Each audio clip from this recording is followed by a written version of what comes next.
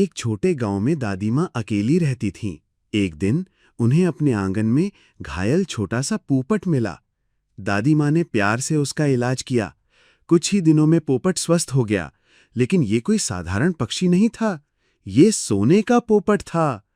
हर सुबह वो दादी माँ के लिए सोने के दाने गिराता।